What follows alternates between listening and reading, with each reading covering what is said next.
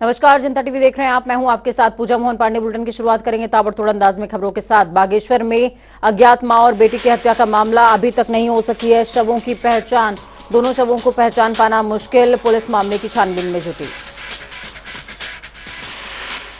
संभल police को मिली बड़ी कामयाबी। मुठभेड़ के दौरान 2 गौ तस्करों को किया गिरफ्तार। 3 मौके से हुए फरार। एक गौवंश के साथ 2 अवैध असलहे भी बरामद।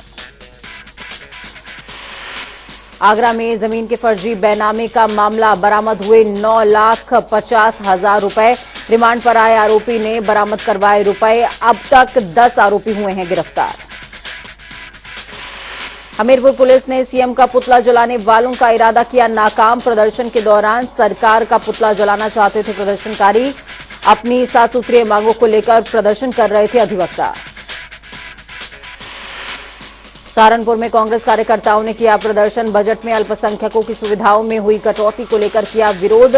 कार्यकर्ताओं ने सिटी मजिस्ट्रेट को राष्ट्रपति के नाम सौंपा ज्ञापन।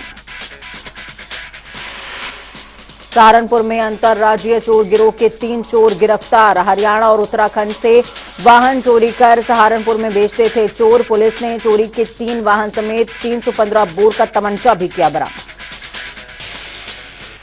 जालौन में दबंग व्यापारियों के हौसले बुलंद। व्यापारी ने अपने आधा दर्जन गुर्गों के साथ 3 मजदूरों की बेरहमी से की मारपीट। स्टील ग्रिल लगाने के पैसे मांगने गए थे तीनों मजदूर। बस्ती में प्रदेश सरकार के खिलाफ वकीलों ने किया जमकर प्रदर्शन। वकीलों ने डीएम कार्यालय पहुंचकर सरकार का पुतला फूंका। वकीलों ने कहा सरकार एडवोकेट प्रोटेक्शन बिल को लेकर भूल गई है अपना वादा। ललितपुर में पारिवारिक रंजिश का बड़ा मामला आया सामने। बेटे और बहू को पीट कर घर में रखे जेवरात ले गई बहन। असलहों से लैस 1 दर्जन से ज्यादा लोगों के साथ घटना को दिया अंजाम।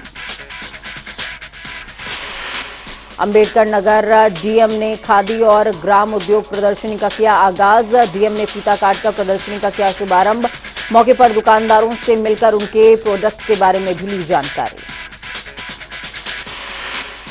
एटा पुलिस ने मर्डर मिस्ट्री का किया खुलासा। पत्नी ने अपने प्रेमी के साथ मिलकर रची थी पति की हत्या की साजिश। आरोपी पत्नी ने पति का शव झाड़ियों में फेंका। पुलिस ने दोनों हत्यारों को किया गिरफ्तार। इटावा पुलिस को मिली बड़ी कामयाबी। हाईवे पर लूटपाट करने वाले गिरोह के 2 सदस्यों को किया गिरफ्तार। लुटेरों के पास से 1 तमंचा और 2 जिंदा कारतूस हुए बरामद। इटावा में हादसे में घायल अपर जिला जज की इलाज के दौरान हुई मौत। सैफई मेडिकल यूनिवर्सिटी में हुई है मौत। गाजियाबाद से मैनपुरी आते वक्त सड़क दुर्घटना में हुई थी गंभीर रूप से घायल।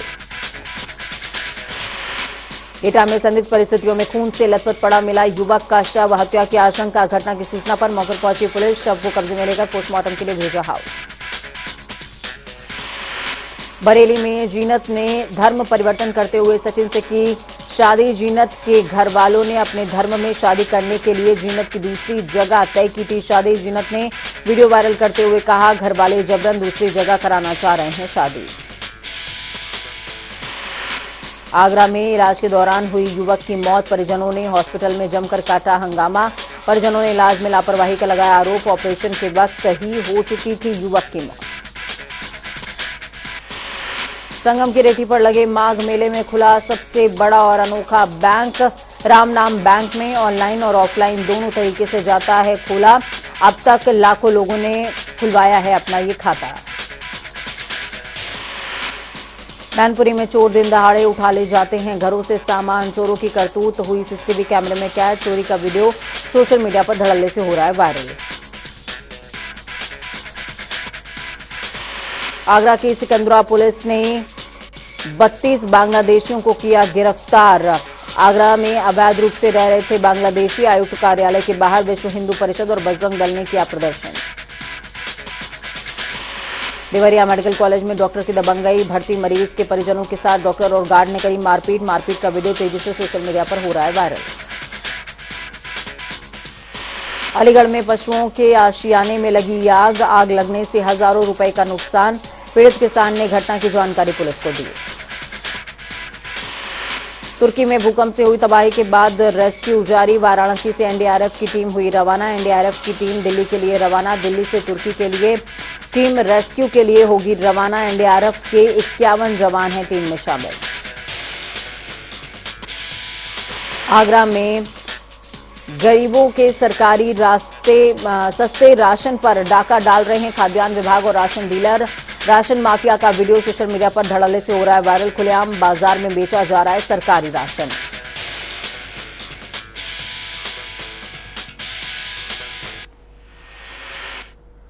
तो चलिए अब खबरों की चर्चा विस्तार से करेंगे। डिप्टी सीएम ब्रजेश पाठक भदोही दौरे पर पहुंचे। आपको बता दें कि जहां पर उन्होंने अधिकारियों के साथ विकास कार्यों की बैठक करी है, जिसके बाद डिप्टी सीएम ने सुरियावा क्षेत्र के चौराहे पर बने अटल बिहारी वाजपेयी की प्रतिमा का अनावरण किया और उनके पास में अनुसूचित जाति और जनजाति बस्ती का निरीक्षण भी किया है। तो वहीं ब्रजेश पाठक ने राहुल गांधी को लेकर कहा कि उनका मानसिक संतुलन बिगड़ चुका है, उन्होंने केवल अपने परिवार का विकास किया है, देश के विकास में उनका कोई योगदान नहीं, उससे उनका कोई मतलब नहीं।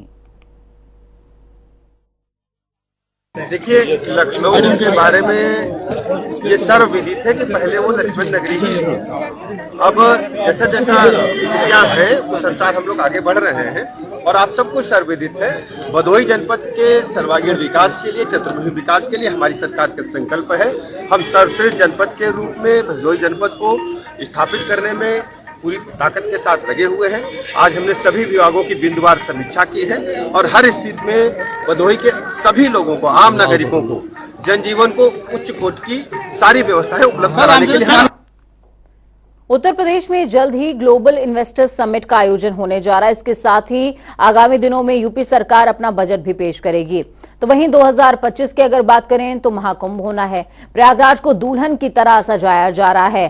प्रयागराज से बीजेपी सांसद केसरी देवी पटेल का कहना है कि योगी सरकार की अद्भुत नीति प्रदेश को नई ऊंचाइयों पर लेकर आई है।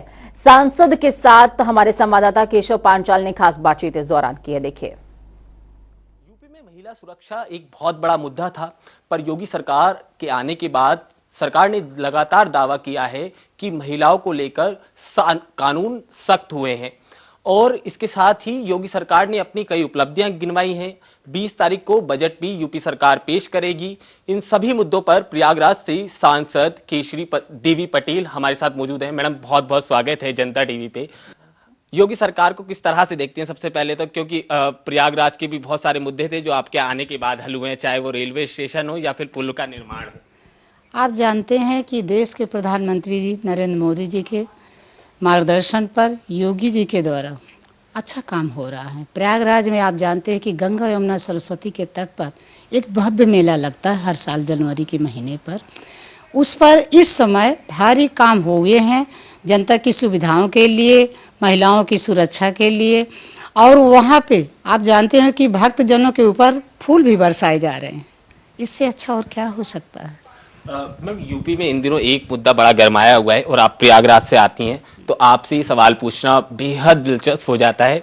रामचरितमानस को लेकर विपक्ष लगातार हमलावर है आप पर, कभी उसमें त्रुटियां निकालता है तो कभी कहता है उसकी कुछ श्लोक बदले जाएं या कुछ शब्द बदले जाएं। आप कुछ की तरफ से क्या कुछ जवाब जाएगा?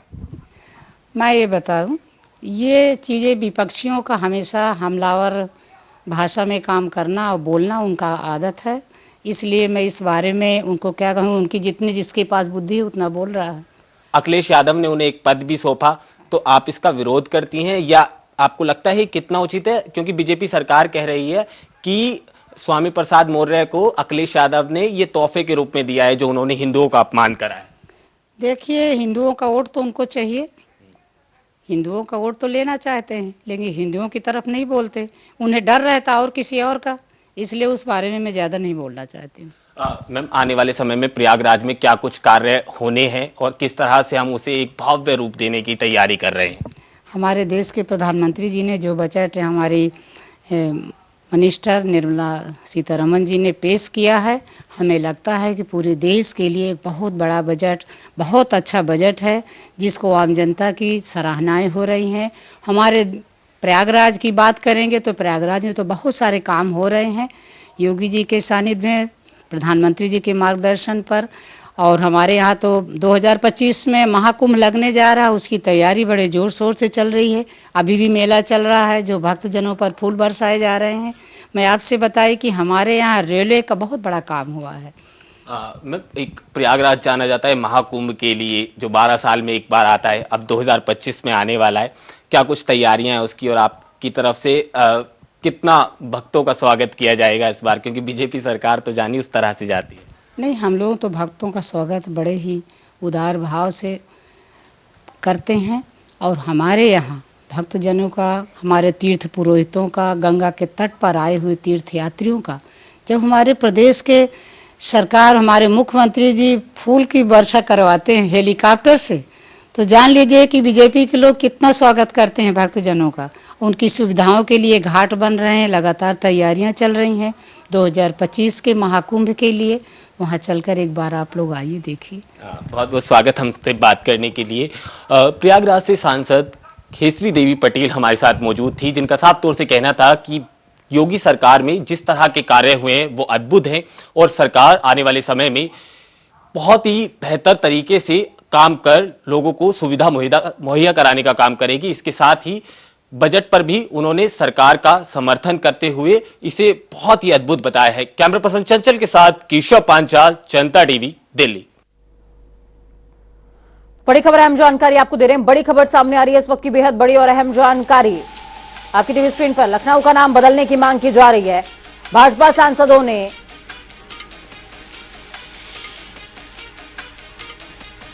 तेज की है कवायद। सीएम योगी को पत्र लिखा गया है। संगम लाल गुप्ता ने पत्र लिखा है। लखनपुरी नाम करने की मांग की जा रही है। हरनाथ यादव ने भी नाम बदलने की मांग की है। बड़ी खबर, अहम जानकारी आपको दे रहे हैं। संगम लाल गुप्ता ने कल शाम को सीएम योगी आदित्यनाथ को पत्र लिखा था।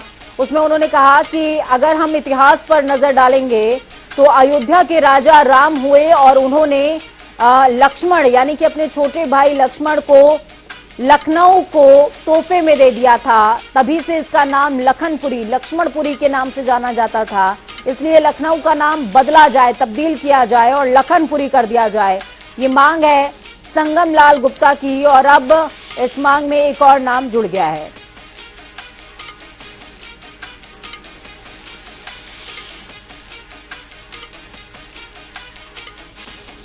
तो संगम लाल गुप्ता ने पत्र लिखा था सीएम योगी आदित्यनाथ को, लखनपुरी नाम करने की मांग की थी, और अब इसमें हरनाथ यादव का भी नाम जुड़ गया है। संगम लाल हमारे साथ में फोन लाइन पर जुड़ चुके हैं। संगम लाल जी, बहुत स्वागत जनता टीवी पर आपका। जी, आपके मन में ऐसा क्या आया कि लखनऊ का नाम बदलकर लखनपुरी कर दिया जाए? हाँ, देखिए, त्रेता युग में मान्यता के अनुसार जी, इस लखनऊ का नाम पहले लखनपुरी के नाम से जाना जाता था जी, और लक्ष्मणपुरी या लखनपुरी, जी, क्योंकि इसको 18वीं सदी में मुगलों ने इसका नाम बदलकर नवाबों का शहर लखनऊ रख दिया था। जी, हमारी खोई हुई विरासत वापस हमें मिले। हम कोई नया नाम रखने के लिए तो मांग नहीं किए। जो नाम रखा लक्ष्मणपुरी उसका नाम था, लखनपुरी उसी नाम को हमने सरकार से माननीय प्रधानमंत्री जी और गृह मंत्री और माननीय मुख्यमंत्री से मांग किया हो। हम अमृत कालखंड में प्रवेश कर चुके हैं और आज भी हमारी आने वाली जो पीढ़ी है उसके अंदर हम गुलामी, आज भी उसके मन में गुलामी की मानसिकता। तो संगम लाल जी, आपने कल शाम को ये पत्र लिखा था, करीब मेरे ख्याल में शायद 8 बजे ये पत्र आपका वायरल होना शुरू हुआ। तो क्या मुख्यमंत्री जी की तरफ से कोई जवाब आया है अभी तक? नहीं, उसकी प्रक्रिया है, प्रक्रिया पूरा हो के वो भारत सरकार आएगा, हो जाएगा। जिस तरीके से फैजाबाद का नाम अयोध्या किया गया, जिस तरीके से इलाहाबाद का नाम प्रयागराज किया गया, और एक नाम के पीछे एक रहस्य होता है जी। जब भगवान प्रभु श्री रामचंद्र जी जब वनवास से लौट के आए अयोध्या, तो अपने अनुज लखन को ये लखनऊ की राजधानी उनको सौंप दिए थे जी। और जब मुगलों ने हमारे देश पर राज किया तो हमारे कई ऐसे सारे जो सनातन धर्म थे, कई सारी हमारी विरासतें थी, उसको बदल करके मुगलों ने कहीं लखनऊ रख दिया, तो कहीं फैजाबाद रख दिया, कहीं इलाहाबाद रख दिया। इस तरीके से उन्होंने बहुत सारे चीजों का परिवर्तन कर दिया था। तो आज भी उनकी गुलामी और उनके मन को हम अपने दिमाग में, अपनी आने वाली पीढ़ी के विचार में रहे, हम समझते हैं कि वो ठीक नहीं है और इसका नाम चेंज करके लक्ष्मणपुरी या लखनपुरी करने के लिए हमने अनुरोध किया है। उसमें किसी को विरोध भी नहीं होना चाहिए, क्योंकि हमने खोई हुई विरासत वापिस आए। नहीं, खोई हुई विरासत तो वापस आ जाएगी संगमलाल जी, लेकिन जो इतना इंफ्रास्ट्रक्चर लगता है किसी भी एक जिले के नाम को स्टैब्लिश करने के लिए, फिर से उतना ही खर्च किया जाए, उसी तरीके से चीजें स्टैब्लिश की जाए। क्योंकि जिस समय मैं आपसे बात कर रही हूँ संगमलाल जी, मैं जिस समय आपसे बात कर रही हूँ उस दौरान मैं सूबे की कई सारी तस्वीरें ऐसी दिखा रही हूँ जो कि लखनऊ नाम को जी हमारे खुद के लोकसभा क्षेत्र में एक धार्मिक स्थान है, सिद्ध पीठ है माँ बाराही देवी जी, और उस स्टेशन का नाम दाऊदपुर था जी, जिसका कोई औचित्य नहीं था जी। तो हमने उसका नाम भी चेंज करके हमने माँ बाराही देवी स्टेशन किया। हमने अंतु का नाम चेंज करके हमने माँ चंडिकन देवी धाम किया, वहाँ पे वो सिद्ध पीठ है। तो नाम के आगे कहीं न कहीं कोई महत्व होता है जी। लेकिन संगमलाल जी देखिए, सूबे के जो मुख्यमंत्री हैं वो हर जिले को स्टैब्लिश करने के लिए एक एक चिन्ह लगवा रहे हैं। लखनऊ में अभी कुछ दिनों पहले लक्ष्मण जी की मूर्ति लगा दी गई है, जिसका अनावरण भी होने वाला है। ऐसे में आपको लगता है कि इस लेटर का पॉजिटिव रिस्पांस मिलेगा? जी बिल्कुल बिल्कुल। भाई लक्ष्मणपुरी के नाम से वो जाना जाता था जी, और उस नाम से पुनः जाना जाए, लखनऊ को क्या औचित्य है? जी, मतलब लखनऊ से आप खुश नहीं है, और विपक्षी अगर विरोध करेंगे तो उनका क्या कीजिएगा? नहीं, विपक्षी के पास विपक्षी विरोध क्यों करेंगे? हम कोई नया नाम रखने के लिए तो मांग कर नहीं रहे हैं। हम तो अपने खोई हुई विरासत को वापस जो नाम से जाना जाता था उसी नाम से जाना जाए। ठीक है जी, बहुत शुक्रिया संगमलाल जी हमारे साथ जुड़ने के लिए, अहम विचार साझा करने के। संगमलाल गुप्ता प्रतापगढ़ से सांसद हैं, जुड़े हमारे साथ में, जिन्होंने साफ तौर पर बताया है उनकी मांग है कि लखनऊ का जो नाम है वो परिवर्तित कर दिया जाए और लखनपुरी उसका नाम हो जाए। हालांकि उनकी इस मांग पर कितना विचार किया जाता है और कितना सकारात्मक पक्ष उसका बाहर आता है, ये देखने वाली बात होगी। इस बीच बड़ी खबर, अहम जानकारी आपको दे रहे हैं। बड़ी खबर, अहम जानकारी राजधानी लखनऊ से सामने आ रही है। ओपी राजभर ने चिट्ठी लिखी है, सीएम योगी आदित्यनाथ को चिट्ठी लिखी गई है। गाजीपुर जिले का नाम बदलने की मांग की गई है। गाजीपुर को विश्वामित्र नगर कर दिया जाए, ये मांग चल रही है। तो ओपी राजभर ने चिट्ठी लिखी है, गाजीपुर का नाम विश्वामित्र नगर करने की मांग की है ओपी राजभर ने।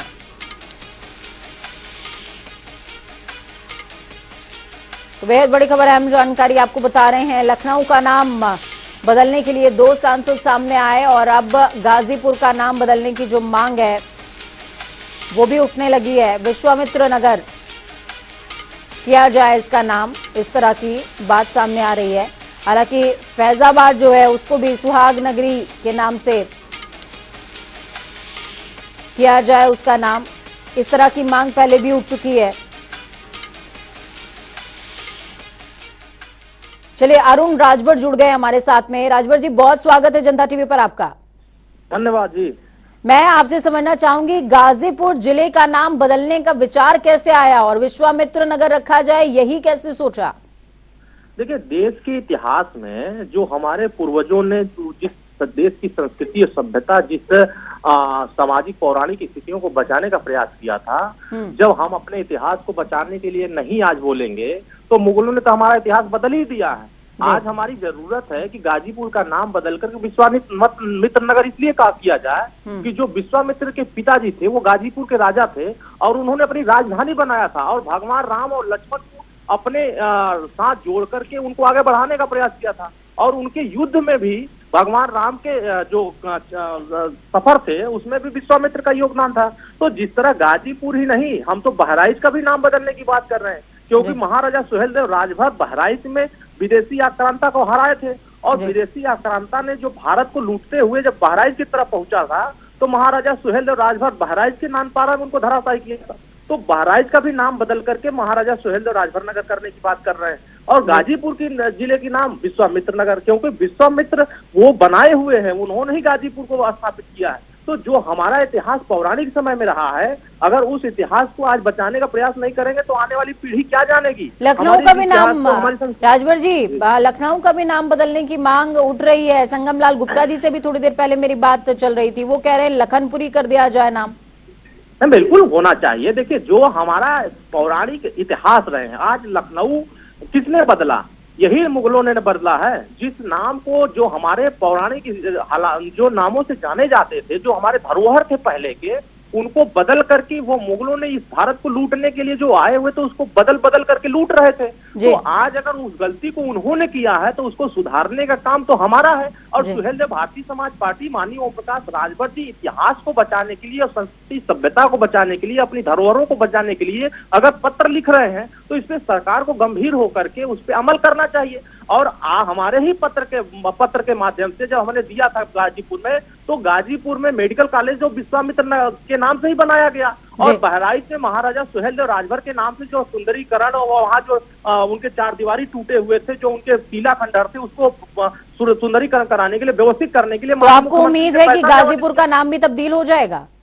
नहीं, गाजीपुर का नाम, देखिए, इसमें इतिहास से और राजनीति से बहुत अंतर है। इतिहास अपनी जगह है और राजनीति अपनी जगह, इसमें राजनीति भी नहीं होनी चाहिए। नाम हमारे पौराणिक समय के थे। आज अगर उस चीज को बदला जा रहा है तो उससे हमारी आने वाली पीढ़ियां उस इतिहास से प्रेरणा लेंगी। अगर हम अपने इतिहास के बारे में अपने लोगों को नहीं बताएंगे तो हमारी विरासत कैसे पता चलेगी कि हमारे पूर्वजों ने हमारे लिए क्या किया था। हमने 157 वर्ष तक इस भारत की रक्षा किया है, इतिहास लिखने वाले लोगों ने हमारा इतिहास ही मिटा दिया। तो महाराजा सुहेलदेव राजभर ने तमाम लाखों सैनिकों के साथ विदेशी आक्रांता भारत पर चढ़ाई किए थे। यहाँ से लेके गुजरात के सोमनाथ मंदिर तक महाराजा सुहेलदेव राजभर अपने सैनिकों के साथ उनको बद्ध करते हुए धराशायी किया था। तो जो हमारे इतिहास रहे हैं, अगर उस इतिहास को आज हम नहीं बचाएं, सैकड़ों बच्चे धरती पर पड़े ही हैं। तो आज हमारी मांग है कि गाजीपुर का नाम बदल करके विश्वामित्र नगर किया जाए। और विश्वामित्र ऐसे नागरिक नहीं थे, उन्होंने मानवता का संदेश दिया, एकता का संदेश दिया, भाईचारा का संदेश दिया और लोगों को गले लगाने का संदेश दिया। तो जिन्होंने हमें गले लगा करके इस संस्कृति को बचाया है, धर्म को बचाया है, इस सभ्यता को बचाया है, अगर उनके नाम पर हम उस जिले का नाम कर रहे हैं तो इससे सभी दलों को, सभी नेताओं को सहमति जता करके इस पे आगे बढ़ना चाहिए। और माननीय मुख्यमंत्री जी अगर इस पे पहल करते हैं तो गाजीपुर ही नहीं, पूरे उत्तर प्रदेश में विश्वामित्र जी के विचारों पर मोहर लग जाएगा। और उनके विचार भगवान राम से जुड़े हुए थे। ऐसा नहीं है कि हम जो है अंग्रेजों से मिले हुए थे, हम जो है मुगलों से मिले हुए थे। हमने तो मुगलों को हराया है। अरुण राजभर जी, हम ये उम्मीद करते हैं कि आपने ये जो मांग रखी है इसका संज्ञान सरकार लेगी और इसके कुछ सकारात्मक परिणाम भी सामने आएंगे।